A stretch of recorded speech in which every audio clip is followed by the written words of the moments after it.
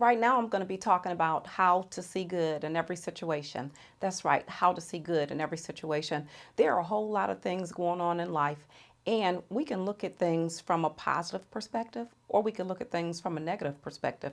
It is a choice. So, in this video, I'm going to teach you how to see things from a positive perspective. Welcome to Dr. K Speaks. I'm Dr. K, and I'm here to help you to navigate through the many challenges in your life's journey so that you might ultimately become the highest version of yourself. So that's right, I'm going to be talking about how to see good in every situation.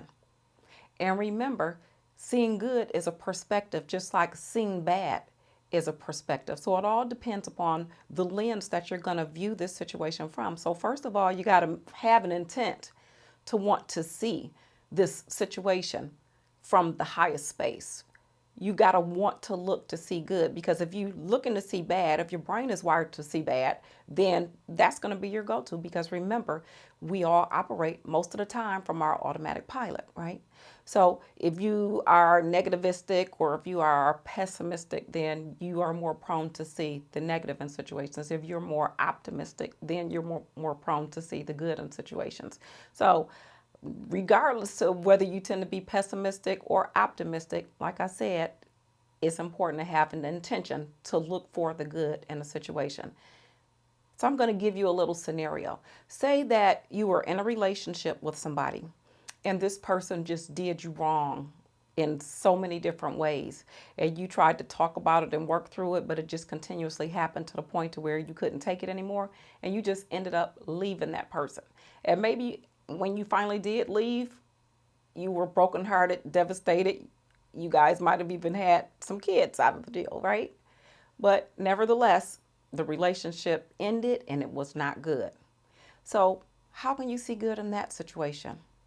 Well, first of all, if you have children, then you can look and see the beauty in the children, because it took you and that other person to make those children. If it was another parent involved, then they wouldn't be the same kids. So you got it hands down right there. The beauty of bringing life into this world, looking at your child and the innocence of the child, and all the good, the joys that children bring. I mean, they could be challenging too, but that's just part of parenting. Okay, but now say if you don't have children, how can you see the good in a situation? Well, most of the time when people are in relationships and they go through a lot of challenges, there were some red flags in the beginning of the mating rituals, or whatever you want to call it. You know, some red flags, some warning signs that let you know that, hey, this person might not be good for me, or this person seems to be dishonest, or this person is not open and telling the whole truth, or this person seems to be hiding something, or this person seems to be like really negative or hot tempered, where they just like snap, crackle, and pop, right? Or tick, tick, boom, whatever the case may be. Most of the time, the warning signs are there. If you're dating a person for a while, and because we all operate from automatic pilot, just like I teach in my book, I Rewired My Brain, My Journey to Freedom, then, you know, you get to know we're all operating on automatic pilot, and you get to see this person's habits. And they will rear their ugly heads, the negative habits, just like yours will. All of ours will, because it's just inevitable that our habits are just going to be present. So, what can you learn from the situation? You can learn that maybe you didn't honor your intuition. You know, maybe you didn't just value what your inner self was telling you, like walk away from this situation.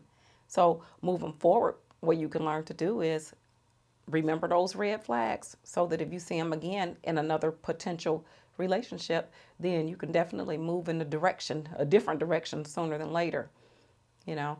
And then you might even want to ask yourself, why did I stay after I saw red flag after red flag? Because it might be something about you where perhaps you don't value yourself, or perhaps you are used to being in an abusive situation because maybe you were raised by mentally, emotionally, physically abusive parents or caregivers. And so that's just been your norm. So when it's your norm, then you're kind of prone to accept it from somebody else, the abuse or the lack of respect, because you don't even value yourself. And that kind of lifestyle is normal to you, even though you don't like it. So whatever your scenario is, try to look for ways that you can learn from the situation, because every obstacle is an opportunity for growth. That's right. Every obstacle is an opportunity for growth. And when you look at things from a perspective of growing, growing feels good. So there you go with the good perspective right there, right? So keep this in mind. Every obstacle is an opportunity for growth. You can look at your past. You can look at some challenges that you went through and how things didn't work out the way that you wanted. And now you can look at ways that you can grow from that situation. Get your pen and paper out and start writing down all the things that you've learned. And then I do want to say, just like I alluded to earlier, I talked about my book, I Rewired My Brain, My Journey to Freedom. This book teaches you about how all of our brains are wired for habit. And if one of your habits happens to be being in unhealthy relationships, then this book is definitely something you want to check out.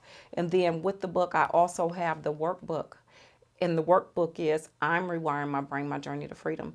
And this workbook has exercises in there to help you to identify your negative habits that you have that are taking your life in directions that you don't want it to go in, and then identifying replacement habits so that you can replace those habits, because 95% of the time we're all going to be operating from programs anyway, so we might as well make them your own.